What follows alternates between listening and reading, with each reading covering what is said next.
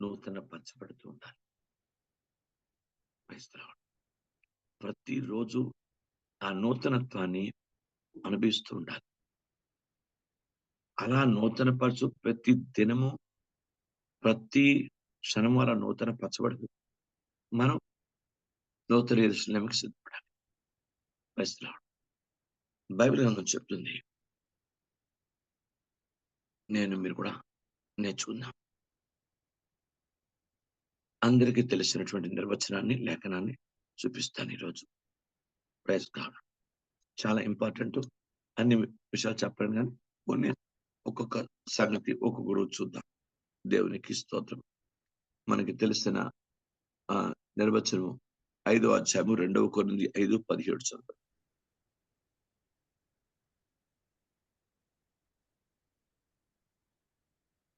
కాగా 16 కూడా చదువు. 16-17 కావున ఇక మీదట మేము శరీరీతిగా ఎవరినైనా ఎరుగము. మేము క్రీస్తును శరీరీతిగా ఎరిగి ఉంటున్నాను. ఇక మీదట ఆయనను అలాగ ఎరుగము. కాగా ఎవడైనాను క్రీస్తు చేసినందున్నాడు కదా, వాడు నూతన సృష్టి. పాతవి గతించెను, ఇదిగో క్రొత్తవాయెను. సమస్తము దేవుని వలనైనవి. ఆయన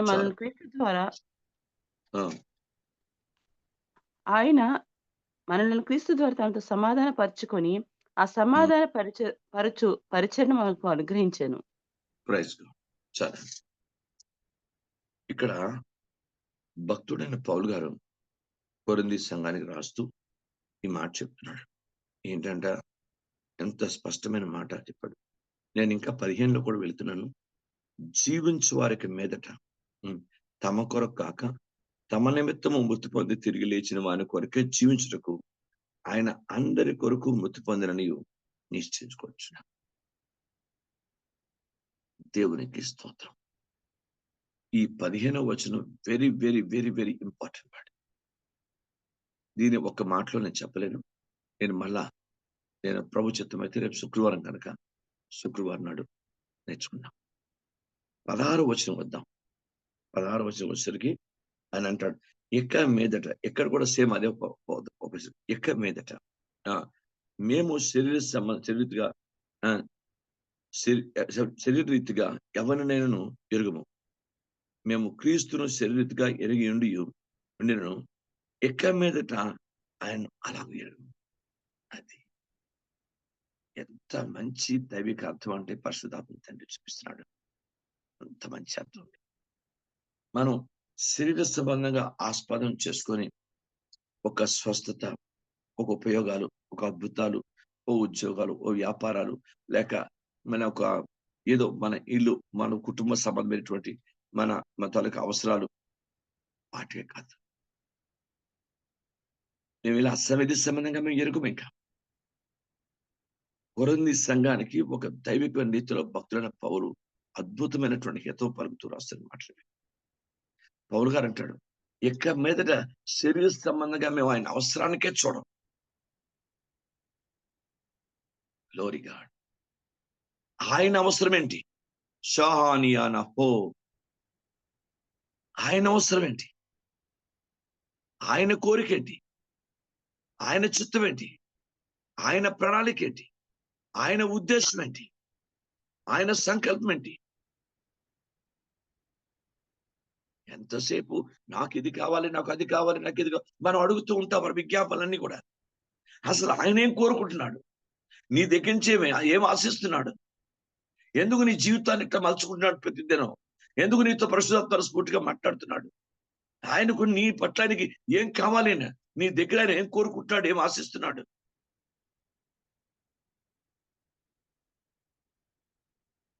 అది గ్రహించాలి. దేవుని స్తోత్రం. దేవుని ప్రజలు ఎంతసేపు మనం ప్రభువుని అడిగి ప్రభువుకి దగ్గర నుంచి పొందాలనే కోరిక తప్ప, అలాంటి ఉద్దేశం తప్ప, ప్రభువుకి ఏం చేస్తే బాగుంటుందనే ఆలోచన సంఘానికి రావాలి. అది పరిపక్వత కలిగిన ఆలోచన. నేనేం చేస్తే నా దేవుడు ఇష్టపడతాడు, నేనేం చేస్తే నా యేసయ్య సంతోషిస్తాడు, నేను చేస్తే నా పరమ తండ్రి ఇష్టపడతాడు. ఆ ఆలోచనకు వెళ్ళేది పరిపక్వత క్రైస్తవ జీవితం అని. ఎంతసేపు మనమే దేవుడు ఆడుకుని ప్రార్థన చేసుకుని నాకు ఇది కావాలి, అది కావాలి, ఇది కావాలి. సంవత్సరం ఆది నుంచి సంవత్సరం అంతం వరకు కూడా విజ్ఞాపనలతోనే మనం కేవలం ఆయన్ని అడుగుతూనే కాకుండా బైబిల్ గ్రంథంలో మన పూర్వీకులు వాళ్ళ జీవితాన్ని దేవునికి ఎంత సమర్పించారంటే క్రీస్తు కొరకు ఏం చేస్తే దేవుని రాజ్యం ప్రపంచంలో సంపూర్ణంగా నిర్మాణం అవుతుంది.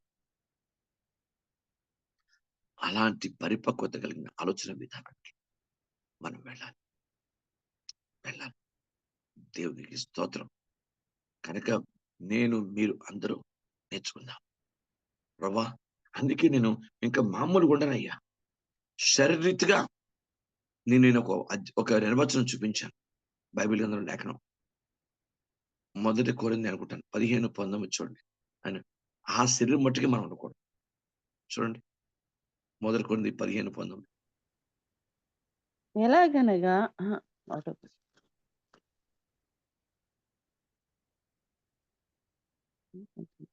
ఈ జీవిత కాలం మట్టుకే మనము క్రీస్తును నిరీక్షించిన వారమైన ఎడల మనుషులందరికంటే దౌర్భాగ్యమైందుము. ఎంతసేపు ఈ జీవితం మట్టుకే ఎంతసేపు మనకి మేళ్ళు మేళ్ళు మేళ్ళు మేళ్ళు మేళ్ళు గురించే, మనం ఉపకారాల గురించి ఆయన దగ్గర నుంచి ఎంతసేపు. ఒక్కడు గుర్తుపెట్టుకోండి, యేసుక్రీస్తు దేవుని కుమారుడై ఉండి యాచన మాత్రమే చేయలేదు. బైబిల్ గ్రంథంలో ఆయన మానవ పొందినంతగా తను తగ్గించుకొని తన దేవునికి, తన తండ్రికి అప్పగించుకున్నాడు. Praise the lord. బైబిల్ గ్రంథాన్ని వార్తగా భాగ్యంగా దేవుని ఒక బాధ్యతగా, భాగ్యంగా, దైవికంగా దీన్ని తీసుకోండి. బైబిల్ గ్రంథం చెప్తుంది, మీరు కూడా కేవలము శరీరం మట్టుగా ఆలోచించకుండా కొంచెం లోపలికి వెళ్ళి దేవుని స్తోత్రం, ఏం చేయాలి ప్రభా, ఏం చేస్తేనే బాగుంటుంది, ఏం చేస్తే నీకు సంతోషం, ఎంతకాలం మమ్మల్ని సంతోషపెట్టావు, ఇంకా మేము పరిపక్వత కలిగి ఆత్మీయత కలిగి నిన్ను సంతోషపెట్టే జీవితాన్ని జీవిస్తాం. నిన్ను సంతోషపెట్టే సంవత్సరంగా మేము ఆశీర్వదింపడతాం. నిన్ను మహింపచ్చే ఆయనకి ఎంత చేసినా ఆయన అంత చేస్తాడు నీకు. Praise God. గుర్తుపెట్టుకోండి, ఈ సంవత్సరం అందరూ ఒక పరిపక్వత కాల ఆలోచనకి ఎదుగుతాం. అందుకే ఎవడైనను క్రీస్తు యేసునందు ఎడల వాడు నూతన సృష్టి. ప్రతిరోజు నీవు నూతన సృష్టి అయిపోతుండాలి. నీ దగ్గర తలంపులు, నీ ఊహ, నీ ఆలోచన క్రీస్తుకు అనుకూలంగా, క్రీస్తు దృష్టికి యోగ్యంగా, క్రీస్తుకు సమాధానకరంగా, క్రీస్తు ఆశించే విధంగా చేరువవుతున్నటువంటి తలంపులు, ఊహలు కలిగి ఇంకా జీవించే వాళ్ళు తమ కొరకు కాదు, క్రీస్తు కొరకు, తమ కొరకు మృతి పొంది తిరిగి లేచిన వాని కొరకు, ఇంకా అలాంటి జీవిత స్థితికి, అది దైవ దృష్టికి యోగ్యంగా కొంచెం పరిపక్వత కలిగినటువంటి స్థాయి. దేవునికి స్తోత్రం. అలా పరిపక్వత కలిగిన ఆత్మీయ స్థితికి వెళ్ళడం నూతనత్వం. తండ్రి, నన్ను పరిపక్వత గలవానిగా చేయి ప్రభా. ఎంతసేపు నీ దగ్గర యాచించి నీ దగ్గర పొందుకోవడమే కాదు, నీకిచ్చి నీకేం చేస్తే నా శరీరం, నా ప్రాణం, నా ఆత్మ, నా మనసు, నా బ్రతుకు, నా ఆయుష్ నీకు వరకు ఎలా వాడబడాలో పూర్తిగా వాడుకోయ్యా. నేను నీ పనివాడనయ్యా, నేను నీ పనిదానను అని చెప్పండి. నీ పనివాడనయ్యా, నీ పనిదానను, నీ చేతిలో ఉన్నాను, నన్ను వాడుకో తండ్రి. నీ ఇష్టం, నీ చిత్తం, నీ ప్రణాళిక ఎలా ఉంటే నన్ను వాడుకో. ఎంతసేపు నీవు నా దగ్గర నాకు ఇవ్వాలని ఆలోచన కాదు. నేను నా ప్రాణాన్ని, నా శరీరాన్ని, నా హృదయాన్ని, నా సంపూర్ణతను నీకు ఇచ్చుకునేలాగా అయ్యా నన్ను మార్చయ్యా. ప్రతి దినము నా జీవితంలో నూతన సృష్టిగా ఉండాలి. Praise God. బైబిల్ చెప్తుంది, ప్రతి దినము నీ జీవితంలో ఒక నూతనమైనటువంటి క్రీస్తు కొరకు ఆలోచన విధానం మారాలి. అందుకే మన పూర్వీకులు మనకు ముందున్న దైవజనులు కూడా దీవించబడ్డారు. దేవునికి స్తోత్రం. ఈ సంవత్సరం మన ఆలోచన విధానం కూడా మారాలి. మారాలి. దేవుడు కంప్లీట్ గా డోంట్ వరీ. ఆయన పిలిచాడు, ఏర్పరచుకున్నాడు, మన కృప చూపుతున్నాడు, స్వస్థపరిచేస్తాడు. స్వస్థపరిచేస్తాడు. తప్పకుండా. తప్పకుండా. నిన్ను బాగు చేయకుండా ఊరుకోడే. బైబిల్ చెప్తుంది, చాలా మంది ప్రపంచంలో పిలుస్తారు నీ దగ్గర నుంచి స్వార్థంగా. కానీ దేవుడు అలా పిలవడు. మనని బాగు చేయడానికి, మనని ఆశ్రయించడానికి, మనని వాడుకోవడానికి, మనకు అనుకూలంగా మార్చుకోవడానికి, ఆయన సారూప్యంలో మార్చడానికి ఇంత దైవిక ప్రణాళిక ఆయనకు ఉంది. ప్రపంచానికి ఆయనకి చాలా తేడా. ప్రజల పిలుపులన్నీ స్వార్థపూరిత పిలుపు. దేవుని పిలుపు, దేవుని అందుకే పౌలు గారు పిలుపుని మామూలు ఊహించలేదు. ఉన్నతమైన పిలుపు అంటాడు. ఉన్నతమైన పిలుపు. కనుక ఎవరు ఇంకా శారీరకంగా ఆలోచించే విధానంగా ఉండక, నన్ను మిమ్మల్ని కూడా దేవుడు మన పట్ల ఆయనకున్న తలంపులు విస్తారు. బట్ ఆయన పట్ల మనకున్న తలంపులు ఏం తలస్తున్నావు ఆయన పట్ల? క్రైస్తలాడు ఎవడైనా క్రీస్తు చేస్తుందల్లా వాడు నూతన సృష్టి. పాతవి గతించు. ఇంకా పాతవి ఏవి గతించాలి మన దగ్గర? ఏవి కొత్తవి కావాలి? ఏవి మన దగ్గర పాతవి గతించాలి? ఏ పాతవి ఇంకా ఇంకా మిగిలిపోయి ఉన్నాయి మన దగ్గర? ఏదైనా వాక్యాన్ని వ్యతిరేకమైంది నాలో మీలో కూడా మిగిలిపోతే అవన్నీ గతించిపోవాలి. ఎందుకు? పాత నీరు పోతేనే కొత్త నీరు వస్తుంది. పాత నీరు పోవాలి. పాతవి గతించిపోవాలి. పాత ప్రాచీన క్రియలు, ప్రాచీన స్వభావాలు, ప్రాచీన ఆలోచనలు, ప్రాచీన ఉద్దేశం, ప్రాచీన సంబంధమైనటువంటి జీవితం మనలో పూర్తిగా పోతే నూతన జీవితాన్ని ఇస్తాడు. అది గొప్ప పునర్సృష్టికరణ జీవితం ఇస్తాడు. శక్తివంతమైన జీవితం ఇస్తాడు. ప్రభుకి మహిమకర జీవితం ఇస్తాడు. దేవునికి స్తోత్రం కలుగును గాక. హల్లెలూయా. ప్రభా, నా కరంతి నూతన జీవితాన్ని ఈ సంవత్సరం నాకు ప్రసాదించండి. నీ కొరకు ఏం చేయాలో, నీ కొరకు ఎలా జీవించాలో, నిన్ను ఎలా సంతోషపెట్టాలో ఆ తలంపొత్తుకున్న జీవితం నాకు దయచేయండి. దేవుని స్తోత్రం. క్రీస్తు మహిమేశ్వర్యంలో మన ప్రతి అవసరాన్ని తీరుస్తాడు. అది ష్యూర్. తప్పకుండా. కనుక మనల్ని దాని విషయంలో మనం చింతపడద్దు. కానీ క్రీస్తు కొరకు నువ్వేం చేయాలో అది. దేవునికి స్తోత్రం. ఈ సంవత్సరం అందరూ ఆ పట్టుదలతో, ఆ బలంగా, ఆ శక్తివంతంగా, ఆ జయంతో పనిచేద్దాం ఆయన కొరకు. తప్పకుండా మన కుటుంబీకులందరూ ఒక్కొక్కరు ఒకడు 1000 మంది కావాలి. ఒకడు 1000 మంది కావాలి. ఇద్దరు 10,000 మంది కావాలి. అలాంటి యోధులు అయిపోవాలి మన కుటుంబాలు. అది దేవుడు ఆశించాడు. దేవునికి స్తోత్రం కలుగును గాక. దేవునికి మహిమ. అలాంటి కృప నాకు ఇవ్వండి తండ్రి. మా కుటుంబం అందరు కూడా, ప్రతి కుటుంబం కూడా, మా సభ్యులందరూ కూడా ఒక దైవిక యోధులైపోవాలి. ప్రార్థనలో పోరాడేవారు కావాలి. వాక్యానుసారమైనటువంటి దైవిక పోరాటంలో జయించువారు కావాలి. మా కుటుంబాలన్నీ అలా కట్టండి ప్రభా. ఎస్. ఇంక ఎంతసేపు యాచన యాచన యాచనే కాకుండా ఎస్ నీకు ఇచ్చే వరంగా మా హృదయం, మా మనస్సు, మా జీవితం, మా టైము, అయ్యా మాకు ఎనర్జీ, ఎవ్రీథింగ్ ప్రభా నీకు ఇచ్చేవారంగా మేము అలాంటి కృపలతో నింపి మమ్మల్ని పూర్తిగా మాలో పాతవన్నీ గతించుకోవాలి. నూతనత్వం మాలో స్థిరపడిపోవాలి. దేవుని స్తోత్రం. ప్రతి ఈ రోజు నుంచి ఇంకా ప్రతి రోజుకు నూతన పచ్చబడుతున్నటువంటి పరిస్థితి బయటపదాం. హల్లెలూయా. దేవునికి స్తోత్రం కలుగును గాక. Glory to the name of Jesus. నేనైనా మీరైనా నేర్చుకుందాం. Praise Lord. ఒక మాట మీకు చెప్పనా? ఉదాహరణ మీకు అంతగా నచ్చినా నచ్చకపోయినా ఒక మాట చెప్తాను. Praise Lord. పెద్ద పెద్దటువంటి 5 స్టార్స్, 10 స్టార్స్ హోటల్స్ ఉంటాయి కదా. పెద్ద పెద్ద హోటల్స్. మామూలు పిచ్చోట్లు కాదు. పెద్ద పెద్ద హోటల్స్ లో వాళ్ళు కొన్ని రోజులే ఒక బ్లాంకెట్ కానీ, లేక ఒక బెడ్షీట్ కానీ, ఒక పిల్లో కవర్స్ కానీ, కర్టెన్స్ కానీ, కొన్ని రోజులు, కొన్ని సంవత్సరాలు ఎంత టైం ఉంటుంది. ఆ తర్వాత ఆ టప్పున తీసేస్తారు. అది ఎంత బాగున్నా ఇంకా దానికి మళ్ళీ కొంచెం వచ్చిన దానికి ఇంకా చేయాలని, అంటే ఇంకా దాని మన్నికున్నా, మంచి పదం ఉంది మన్నిక. ఆ పదం ఉన్న, ఆ మన్నికున్నా ఉంచరు. మొత్తం అన్ని తీసేసి కొత్త పెడతారు. అసలు వాడు హోటలే కొత్త అయిపోయిందేమో అనుకుంటా. ప్రతి రూమ్ అలా కొత్త చేస్తారు. ఎప్పుడంటే పెద్ద పెద్ద మల్టీ స్టార్లు, పెద్ద 5 స్టార్, 10 స్టార్స్ ఏవో ఉంటాయి కదా! నాకు తెలీదు. అంతంత గొప్ప గొప్ప హోటల్‌లో చేస్తారు. ఈ పిచ్చి లాడ్జ్‌లు సంవత్సరాల కొద్దీ అదే 50 సంవత్సరాలైనా అదే దుప్పటి అదే చేస్తారు. పిచ్చి హోటల్ వేరు. కనుక అలాగా మన జీవితంలో కూడా ప్రతిసారి మన జీవితం కొత్తగా అయిపోతూ ఉండాలి. ప్రాచీనత పోతూ ఉండాలి. పాత నీరు పోతూ ఉండాలి. కొత్త నీరు వస్తూ ఉండాలి. మన జీవితంలో దైవత్వం అలా పెరుగుతూనే ఉండాలి.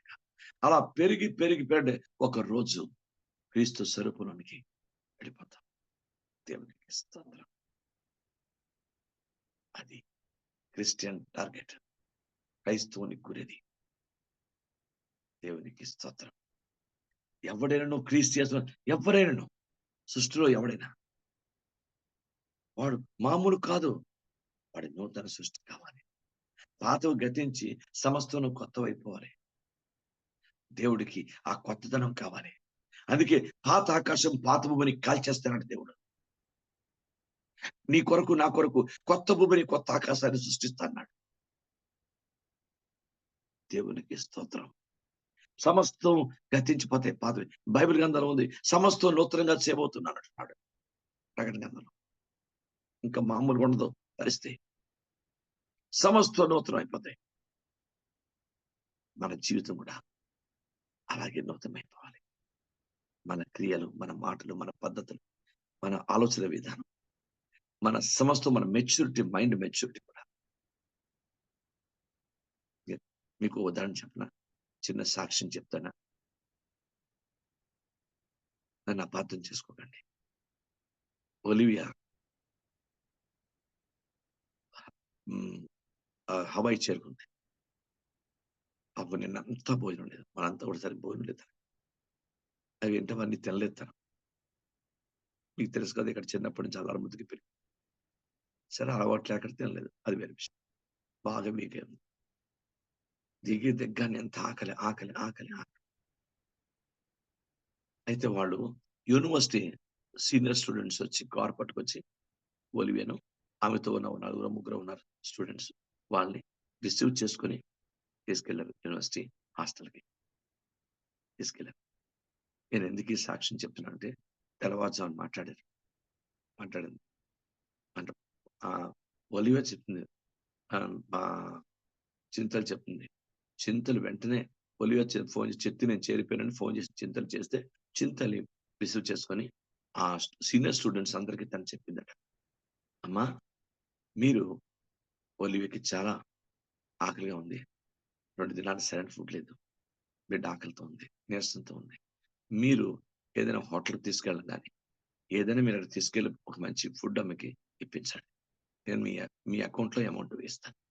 మీరు ఎంత ఖర్చు పెడితే అంత అకౌంట్‌లో మీ అమౌంట్ అంతా మీ అకౌంట్‌లో ఇస్తాను. మీ ఫోన్ నంబర్ గాని, మీ ఫోన్ పే గాని ఏదైనా పంపించండి. నేను మీకు చేయిస్తాను అని చెప్పించింది తల్లి. వాడు హోటల్‌కో తీసుకెళ్లారో మరి ఎక్కడ తెలీదు. తీసుకెళ్లారట. మీకు అర్థమైందా? ఎందుకు మీకు చెప్తానంటే తనకి ఎవరో ఒక అతను తెలుగువాడు ఇక్కడి నుంచి వెళ్ళాడు వాడు. వాడు చక్కెర పొంగల్ వండి తీసుకొచ్చాట. అంటే చూడండి, మనకన్నా ముందే దేవుడు ఎంత అద్భుతంగా ఏర్పాటు చేశాడు. Praise God. క్షేమంగా చేరితే చాలు బిడ్డను అనుకొని ప్రార్థన చేసాం. మీ విలువైన ప్రార్థన, మీ భారమైన ప్రార్థన, మీ ప్రేమగల ప్రార్థన, మనందరం దేవుని కృప, మనందరం చేసిన ప్రార్థన బిడ్డను క్షేమంగా చేర్పించింది. దేవుడు ఆమె కొరకు మనుషులు పెట్టాడు అక్కడ. వాళ్ళు ఎంత ప్రేమ చూపించారంటే అంత ప్రేమ చూపించారు. ఇంకా స్టార్టింగ్ లోనే ఆ రూమ్ లో బయటికి రూమ్ లోకి వెళ్తే $25 కట్టాలి ఆ నైట్. కానీ అక్కడ అమ్మాయి నా రూమ్ లో ఉండమ్మా, ఈ రోజు నా రూమ్ లో ఉండండి. మీకు వాళ్ళందరూ ఇంగ్లీష్ తెలుగు రాదు. వాళ్ళు తన రూమ్ లో ఉంచుకొని వెళ్ళిన నలుగురిని కూడా వాళ్ళ రూమ్ లో ఉంచుకొని వాళ్ళు ఆ డబ్బులు కట్టకుండా వీళ్ళే వాళ్ళకి ఆతిథ్యం ఇచ్చి మరుసటి రోజు రిపోర్ట్ అవుతారు యూనివర్సిటీకి. అప్పుడు వాడు హాస్టల్ రూము, వీళ్ళకి రూము, వీళ్ళకి ఇది అన్ని మొత్తం ముందుగానే వాళ్ళు రిజర్వ్ చేస్తారు రూమ్. ఒలివ్ రూమ్ రిజర్వ్ చేశారు. ఆ రూమ్ లోకి తాళాలు ఇస్తారు. ఎంత బాగుంటుందంటే ఈ 5 స్టార్ హోటల్స్ ఉంటే అలా ఉంటుంది రూమ్. నేను ఎందుకు మీకు చెప్తున్నా అంటే దేవుడు మనం మనం ఆలోచిస్తాం. మనకన్నా ముందే దేవుడు ఆలోచిస్తాడు. మన ఆలోచన చాలా వెనకబడి ఉంది ఇంకా. దేవుడు నీకంటే నాకంటే ముందే ఆలోచిస్తాడు. అమ్మని అంతకంటే నీ భవిష్యత్తు గురించి భయపడకు. నీకున్న ప్రతి సిస్టర్ బ్రదర్ యవనస్తులు భయపడకు. నీకన్నా ముందే దేవుడు నీకు ఏ భవిష్యత్తు కావాలో, నీకు ఏ స్థితి కావాలో అన్ని నిర్ణయించేస్తాడు. దైవికంగా కొంచెం భక్తికరంగా ఉండు. నీ పట్ల అద్భుతం చేస్తాడు. జీసస్ మన అమూల్యమైన ప్రార్థన ప్రభు పాదాల దగ్గరికి వెళ్ళి ఎంత అద్భుతంగా దేవుడు అందరి ప్రార్థన ఆలకించాడు. ఏమండి దయచేసి నేను మీకు చెప్తున్నాను, నేను నీకు సాక్ష్యం చెప్పానంతే. మరి నూతన సంవత్సరం నీ కొరకు నా కొరకు దేవుడు ఏం నిర్ణయించాడో మనకు తెలియపోయినా ఆయన నిర్ణయం ఉంది. దేవుని స్తోత్రం. ముందుగానే నాకంటే నీకంటే ముందుగా నిర్ణయించేశాడు. చాలా అద్భుతమైన మాట అమ్మా ఏంది బైబిల్లో గొప్ప ఆయుపట్టులు అన్నమాటది. ఏది నిర్ణయించనో ఎవరిని నిర్ణయించనో వారిని పిలిచాను. ఎవరిని పిలిచనో వారిని నీతిమంతులుగా చేశాను. ఎవరిని నీతిమంతులు చేసినో వారిని మహిమపరిచాను. ఉందా? ఎవరిని నిర్ణయించాడో దేవునికి స్తోత్రం. బైబిల్ గ్రంథం ఉంది, భక్తి పరులకు ఆస్తులు కూడబెట్టడానికి భక్తిహీనుడు నియమించాడు దేవుడు. Very powerful word of God. ప్రసంగంలో రాయబడింది. మీరు నేను దేవుని దృష్టికి మంచిగా ఉంటే మన కొరకు భక్తిహీనులకు అప్పగించే పాపాత్తులకు అప్పగించట మన కొరకు డబ్బు కూడబెట్టాలి. ఇది నేను శారీరకంగా చెప్పడం కాదు, ప్రసంగంలో ఉన్న దైవత్వం గురించి మాట చెప్తాను. చూడండి, విలువైన మాట బైబిల్లో అన్ని విలువైన మాటలే. ఒక విలువైన దాన్ని మీకు చెప్తున్నాను. ప్రసంగ తీయండి. ఎంత గొప్ప దేవుడు బాబు. కాల్లో కూడా మనం ఎంత దైవత్వానికి వస్తామా, ఎంత కృపగా దేవుడు మనకి ఇస్తాడా. చూడండి, 2వ అధ్యాయం, ప్రసంగ 2వ అధ్యాయం 25, 26 చదవండి. ఆయన సెలవు లేక భోజనము చేసి సంతోషించడం ఎవరికి సాధ్యము? ఏలయనగా దైవ దృష్టికి మంచివాడుగా నుండివానికి దేవుడు జ్ఞానమును, తెలివిని, ఆనందమును అనుగ్రహించును. అయితే దైవ దృష్టికి ఇష్టడగు వానికి ఇచ్చుటకై ప్రయాసపడి పోగుచే పనిని ఆయన పాపాత్మకు నిర్ణయించును. ఇది వ్యర్థముగాను ఒకడు గాలికి ప్రయాసపడినట్టున్నది. బైబిల్ గ్రంథం చెప్తుంది పాపాత్ములకు అప్పగించట. దేవునికి స్తోత్రం కలుగుగాక. దేవుడు ఎంత గొప్పవాడు. నేను కూడా మీరు కూడా కృతజ్ఞతాభావాన్ని పెంచుకుందాం. మంచి దైవిక నిర్ణయాలతో ఈ సంవత్సరం, కొత్త సంవత్సరం, కొత్తగా ప్రతి ఒక్కటి పాతవి గతించి కొత్తగా మన జీవితాన్ని మార్చుకుందాం. ఇంకా ఉన్నత శిఖరాలకు ఆత్మీయంగా మనం ఎక్కుదాం. దేవుడు మన సిగ్గుపరచడం. Glory to God. మన పట్ల ఆయన ప్రణాళిక నెరవేర్చినంత వరకు ఎలాగైతే దేవుడు యోసేపును విడిచిపెట్టలేదో మన కూడా విడిచిపెట్టాడు. తన చిత్తం, తన ప్రణాళిక, తన సంకల్పం, ఎందుకు నేను పుట్టించాడో, ఎందుకు నేను ఆశ్రయించాడో, ఎందుకు నీకు రక్షణ ఇచ్చాడో, ఎందుకు నీకు ఆత్మ ఇచ్చాడో, ఎందుకు నేను ఆశ్రయించాడో, ఇవన్నీ నీ జీవితంలో నెరవేర్చబడినంత వరకు కూడా ఆయన మన చెయ్యి విడిచిపెట్టాం. పక్కా అష్యూరెన్స్ ఇది మీకు. తండ్రి, ఈ సంవత్సరం నన్ను కొత్త సృష్టిగా, ఇంకా నేను కొత్త సృష్టి అయిపోవాలి. ఇంకా నాలో ఏదంటే ఆ పాత్వే కంప్లీట్ గా తీసివేసి కొత్త సృష్టిగా నన్ను చేపట్టాలి. దేవుడు తన మాటలు ఉదయకాలం మన ఆశ్రయించడానికి ప్రార్థన చేద్దాం. మీలో ఆత్మ ద్వారా పరిశుద్ధాత్మను ద్వారా ప్రేరేపించబడి చిన్న ప్రార్థన చేయండి.